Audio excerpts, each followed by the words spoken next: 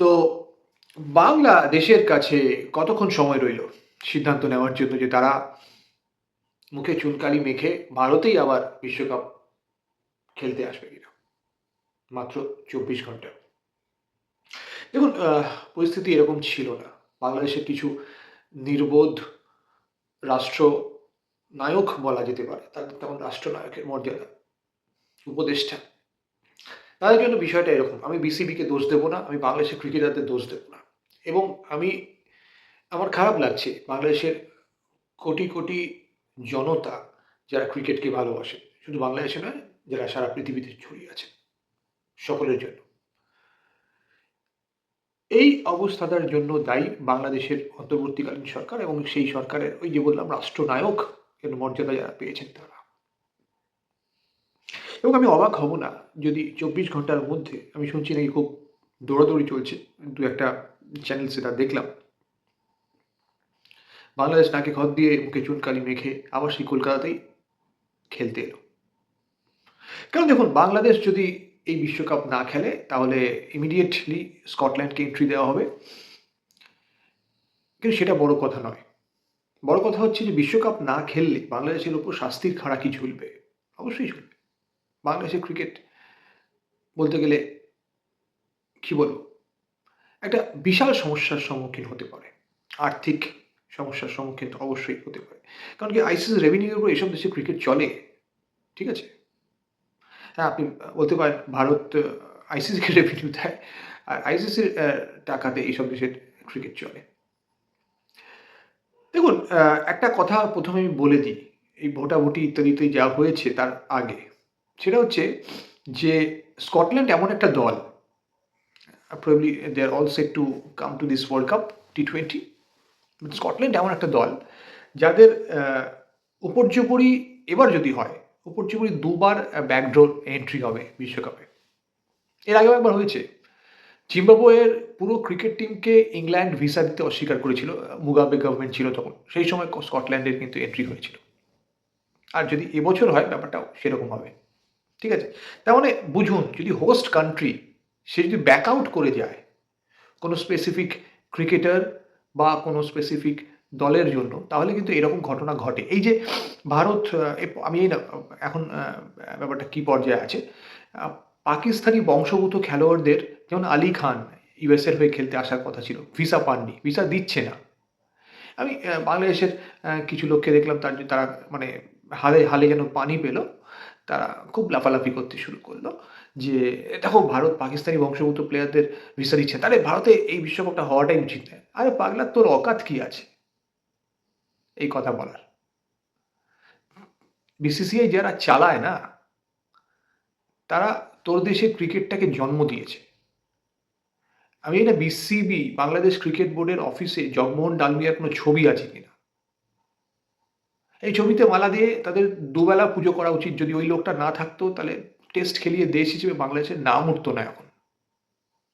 এই যে আজকে ভোটাভুটি হয়েছে না ১৬ সদস্য আ ডিরেক্টরসরা উপস্থিত ছিলেন। এই ১৬ সদস্যের মধ্যে বাংলাদেশের কোনো প্রতিনিধি আজকে থাকতো না। শুধু জগমোহন ডালমিয়ার দয়ায় হয়েছে এটা। বিসিসিআইয়ের দয়ায় হয়েছে এটা। যাই হোক সেই ভোটে বাংলাদেশ হেরে গিয়েছে ১৪-২। এই ১৪-২ এর মধ্যে একটি ভোট পাকিস্তানের আর একটি ভোট বাংলাদেশের নিজস্ব প্রতিনিধি অর্থাৎ বলতে গেলে বাংলাদেশের পক্ষে একটি ভোট পড়েছে সেই পাকিস্তানের। এই মজার একটা গল্প আছে এখানে এটা পরে আসছি। কিন্তু আগে যেটা বলছিলাম সেটা কন্টিনিউ করছি। সেটা হচ্ছে যে তারপরে ব্যাপারটা পরিষ্কার হয়ে গেল যদি ভারত ডিনাই করে কোনো পাকিস্তানি বংশোদ্ভূত খেলোয়াড়কে ভিসা দেওয়ার জন্য তাহলে তাদেরও কিন্তু বিশ্বকাপ খেলাটা মুশকিল। যদি ভারত মনে করে যে ঠিক আছে ওকে ব্যাপারটা রিল্যাক্স করছি। তাহলে হতে পারে। কারণ আলী খান কিন্তু আইপিএল খেলে গেছে। ওকে? আইপিএল মানে চান্স পায়নি হয়তোবা পেয়ে কিন্তু ছিল কেকেআর এর টিমে ছিল আমি জানি। তো এই হচ্ছে পরিস্থিতি। এই পরিস্থিতি এমন হওয়া উচিত ছিল না। আবার বলছি বাংলাদেশের যারা ক্রিকেটার আছে, জেনুইনলি ভালো ক্রিকেটার আছে। মুস্তাফিজুর রহমান অসাধারণ ক্রিকেটার। আমার পার্সোনাল ফেভারিট। সিএসকেতে যখন খেলেছে খুব ভালো খেলেছে। সানরাইজার্স হায়দ্রাবাদের হয়ে যখন খেলেছে দারুণ ক্রিকেট খেলেছে এবং সেখান থেকে সারা বিশ্বেও নাম করেছে। খুব ভালো ক্রিকেটার। ঠিক আছে? কোনো স্পেসিফিক রিজন হয়তো ছিল। মনে রাখবেন বিসিসিআই কিন্তু নিরাপত্তার ইস্যুটা দেখায়নি মুস্তাফিজুর রহমানের ক্ষেত্রে।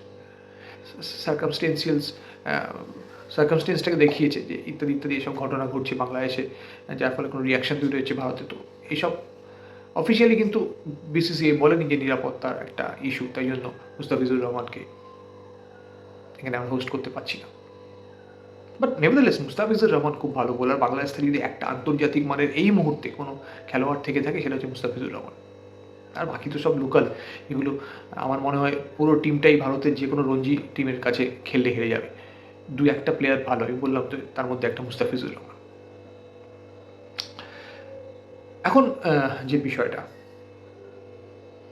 যদি ব্যাপারটা এমন না হতো, আমার মনে হয় যে আমিনুল ইসলাম বুলবুল যে বিসিবির প্রধান, উনিও খুব আমার ধারণা উনিও হয়তো he is in a extremely doldrum situation. তাকে দেশভক্তি দেখাতে হবে, সোকল্ড দেশভক্তি। নির্বুদ্ধিতার যে ভয়ঙ্কর এই নির্বুদ্ধিতার কাজটা হচ্ছে বা হয়ে এসছে, সেটা উনি নিজেও বুঝতে পেরেছেন। আইসিসি মিটিংয়ে যাতায়াত করেন, নিজেই নিশ্চয়ই উনি সেটা বুঝতে পেরেছেন। কিন্তু কি করা যাবে, ওই যে বললাম, বা কিছু নির্বোধ উপদেষ্টা তাদের আচরণে তাকে হাতে হাঁ মেলাতে হচ্ছে। দেখুন, যদি বাংলাদেশের অন্তর্বর্তীকালীন সরকার বিষয়টা এই তাৎক্ষণিক রিয়াকশনের পরিপ্রেক্ষিতে বিচার না করতো, তাহলে এতদিনে বিষয়টা কিন্তু মিটমাট হয়ে যেত, জাস্ট মিটমাট হয়ে যেত। তারা কিন্তু কি হাই হ্যান্ডেডনেস দেখালো, তারা উল্টো পাল্টা যুক্তি দিতে লাগলো, প্রথম কথা। দ্বিতীয় কথা, আইসিসির যারা বাংলাদেশে গিয়ে বিষয়টা সেট করতে চেয়েছিল, আইসিসির প্রতিনিধিরা ঢাকায় গিয়ে, তার মধ্যে দুজন প্রতিনিধি ছিল যাদের সঙ্গে ইন্ডিয়ান লিঙ্ক রয়েছে, তাদেরকে মধ্যে ভিসা দেওয়া হয়নি। কোথায় থাকবে এই দেশের ক্রিকেট, আপনারা বুঝতে পারছেন ভবিষ্যতে কি হবে এদের। যদি ব্যাপারটা এমন হতো, বাট আদারওয়াইজ কোথায় ব্যাপারটা গন্ডগোল সেটা আমি একটু বলার চেষ্টা করছি। সেটা হচ্ছে যে দেখুন, আইপিএল কি, ইন্ডিয়ান প্রিমিয়ার লিগ একটা ডোমেস্টিক লিগ ভারতের, ঠিক আছে? হ্যাঁ, পৃথিবীর সেরা খেলোয়াড়রা এই লিগে খেলে। পৃথিবীর সেরা খেলোয়াড়দের তো অধিকাংশ তো ভারতেই আছে। আজকে দেখেছেন তো নিউজিল্যান্ডকে কীভাবে পর্যদস্ত করলো ভারতীয় দল। পৃথিবীর সেরা টি-20 প্লেয়ার তো ভারতেই আছে, আর বাদবাকি বেঁচে বুঝে যায় এপাশ ওপাশ থেকে আছে, কিছু অস্ট্রেলিয়া, কিছু ইংল্যান্ডে, ওয়েস্ট ইন্ডিজে কিছু। তো পৃথিবীর সেরা খেলোয়াড়রা আইপিএলে খেলে, এবং আইপিএল এমন একটা লিগ যার ব্র্যান্ড ভ্যালু পৃথিবীর সেরা যে স্পোর্টস লিগগুলো হয় তাদের মধ্যে খুব ওপরের দিকে, 1 থেকে 10-এর মধ্যেই আসে। 1 থেকে 10 কেন, আমি বলছি 1 থেকে 5-এর মধ্যেই আসে। আমেরিকার বাস্কেটবল লিগ বলুন বা ইংলিশ প্রিমিয়ার লিগ বলুন, তাদের থেকে আইপিএলের ব্র্যান্ড ভ্যালু খুব যে বেশি দূরে আছে তা নয়। ইউ জাস্ট চেক ইট, আপনি চেক করতে পারেন।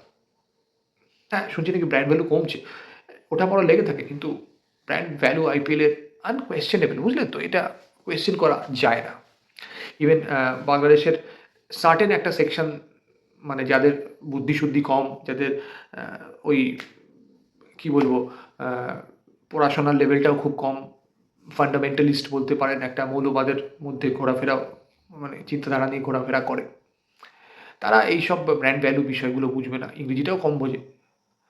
নাহলে একজন উপদেষ্টা, তিনি একজন শিক্ষিত শিক্ষাবিদ বলে জানি, ঢাকা ইউনিভার্সিটির প্রফেসর, তিনি একটা চরম মিথ্যা কথা বললেন মিডিয়ার সামনে এসে। আইসিসি নাকি চিঠি দিয়ে সব জানছে, পরে আইসিসি বলেছে, সংবাদ মাধ্যমে বেরিয়েছে, এটা তো ইন্টারনাল বিষয়, এটা বাংলাদেশের বোর্ডকে তারপর এটার জন্য সাফাই গাইতে হয়েছে যে এটা ইন্টারনাল বিষয়, এটা আইসিসি এরকম কিছু বলেনি।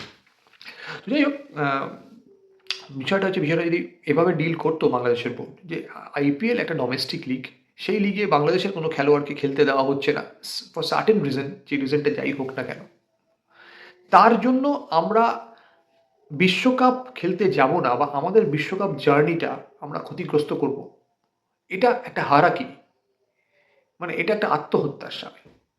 একটা দেশ তার স্বপ্ন থাকে যে বিশ্বকাপে খেলবে, নিজের বিশ্বকাপ জার্নিটা, এই যে বাংলাদেশ আজকে খেলতে পারবে না, তার জায়গায় স্কটল্যান্ড ড্যাং ড্যাং করে এসে খেলবে, রেজাল্ট যাই হোক না কেন, এটা স্কটিশ বোর্ডের কৃতিত্ব থাকবে, তো ইতিহাসে সেইটাই লেখা থাকবে।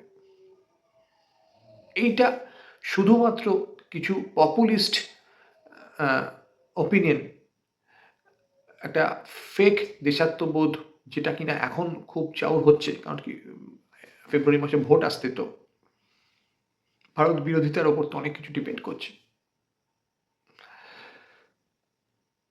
এই ফেক জিনিসটার ওপর যে এই ডিসিশনটা নেওয়া হয়েছে, তার ফলে আর কিছু নয়, ক্রিকেট অত্যন্ত ক্ষতিগ্রস্ত হয়েছে। ক্রিকেটের জনতা যারা রয়েছে তারা ক্ষতিগ্রস্ত হয়েছে। ওই তো বলছি, শেষ পর্যন্ত দেখবেন 24 ঘন্টা পর হয়তো এই ডিসিশনটাই হচ্ছে, নাক খত দিয়ে মুখে কালি মেখে আবার কলকাতাতেই খেলতে আসতে হচ্ছে। রিমেম্বার, বাংলাদেশ তাদের ইতিহাসে ফার্স্ট পিঙ্ক বল টেস্ট, আমি জানি না এরপর আর খেলেছে কিনা, কিন্তু কলকাতাতেই খেলেছে। এবং সেই সময় বিসিসিআইয়ের প্রেসিডেন্ট এক বঙ্গসন্তান সৌরভ গাঙ্গুলি তাদেরকে খেলিয়েছে। আরেক বঙ্গসন্তান জগমোহন দালমিয়া বেশ কিছু দশক আগে তাদেরকে এই টেস্ট আঙিনায় নিয়ে এসেছিল। যাই হোক, যে বিষয়টা, সেই বিষয়টা হচ্ছে যে বাংলাদেশের যারা সরকার চালান তাদের নির্বুদ্ধিতার জন্য আজকে বাংলাদেশের ক্রিকেট ডুবতে বসেছে। কিন্তু এর মধ্যে ইন্টারেস্টিং ব্যাপার এটা হচ্ছে যে পাকিস্তান, মানে আমার তো নিজের লুঙ্গি ফুটো, আবার অন্যকে আমি শেরওয়ানি উপহার দিতে যাচ্ছি। আজকে Pakistan, they cannot afford to miss a match against India. Okay, আইসিসিও সেটা জানে, পাকিস্তানের ক্রিকেট বোর্ডও সেটা জানে। তারা জ্ঞান দিচ্ছে যে আপনারা খেলতে আসতে যাবেন না, আপনারা খেলতে যাবেন না কলকাতায়, আপনারা খেলতে যাবেন না ভারতে। কেন? পাকিস্তান ভাবছে এইভাবে যদি ভারতের বিশ্বকাপের যে ক্যাম্পেইনটা, মানে ভারতের বিশ্বকাপ হবে, অ্যাজ এ হোস্ট ভারত থাকবে, সেটাই নষ্ট করা যায়। কখনো সম্ভব হয়? ওই যে বললাম যে কিছু লোকের দৌড় থাকে, ঠিক আছে, ঘর থেকে আর কিছু বড় রাস্তা অবধি, তারপর বেশি দূর তারা দৌড়তে পারে না, ঠিক আছে। আজকে Pakistan cannot afford to lose another match against India, especially after Operation Sindoor. হারতে হারতে হারান হয়ে গেছে টিমটা। কিছুদিন আগে পরপর 3টে ম্যাচ হেরেছে এশিয়া কাপ, 3বার, তিনবার। ভাবুন ভাবুন কি অবস্থা। ওই যে সময়টাই হ্যান্ডশেক কন্ট্রোভার্সিতে দিতে হয়েছে। ওদের একটা ব্যাটসম্যান 50 রান না কত রান করে উল্টো দিকে, ব্যাটের উল্টো দিকে বন্দুক দেখিয়েছে। আরে বাবা, বন্দুকটা ওভাবে দেখায় না, বন্দুকটা এমনভাবে দিকে ট্রিগারটাই তার দিকে। তো সেই পাকিস্তানের উপর বাংলাদেশ ভরসা করেছে, পাকিস্তান তাদের ভোট দিয়েছে। পাকিস্তানের ক্ষমতা আছে যে এই বিশ্বকাপটা বয়কট করা। কালকে আমি চাইছি যে নকভি, যে পাকিস্তানের বোর্ডের প্রধান, যে হচ্ছে কাপচোর, এশিয়া কাপ নিয়ে পালিয়ে গেছে, সেই নকভি কালকে সংবাদ মাধ্যমের সামনে এসে অফিসিয়ালি বলুক। আনঅফিসিয়ালি তো ওর অনেক কিছু বলছে যে আমরা বিশ্বকাপ খেলতে যাবো না ইত্যাদি ইত্যাদি। অফিসিয়ালি এসে বলুক যে আমরা ভারত এবং শ্রীলঙ্কায় যে বিশ্বকাপ হচ্ছে সেই বিশ্বকাপটা আমরা খেলবো না। এই কারণে খেলবো না কারণ বাংলাদেশ খেলছে না বলে, আমাদের ভাই। বলুক যদি ক্ষমতা থাকে, পিসিবি উঠে যাবে, ঠিক আছে। যদি ক্ষমতা থাকে তাহলে কালকে বলে দিক যে আমরাও বিশ্বকাপটা খেলবো না, বাংলাদেশ খেলছে না বলে। ওই যে এই কথাটা খুব ব্যবহার হচ্ছে বাংলাদেশের সংবাদ মাধ্যমে।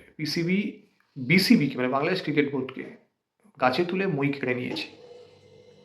একদম সঠিক, একদম সঠিক।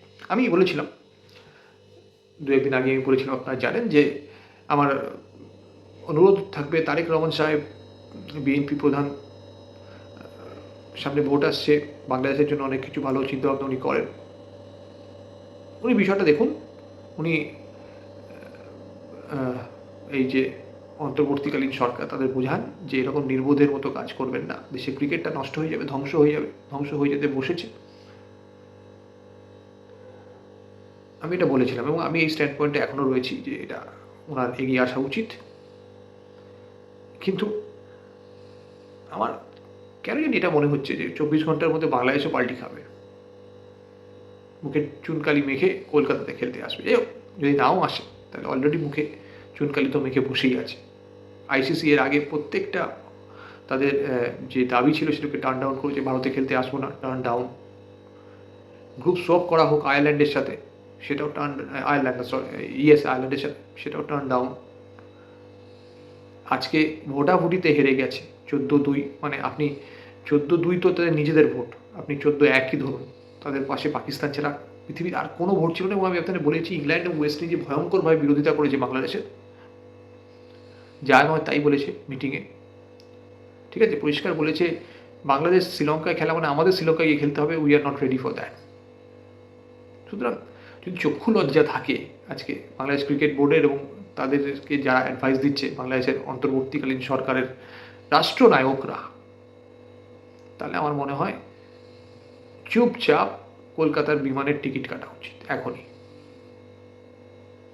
ভিডিও ভালো লাগলে সাবস্ক্রাইব করবেন অবশ্যই, পাশে থাকা বেল নোটিফিকেশনটাকে অন করে দেবেন, আর লাইক করবেন, শেয়ার করবেন। নিউজ আড্ডায় এটা একটা প্রতিবেদন ছিল।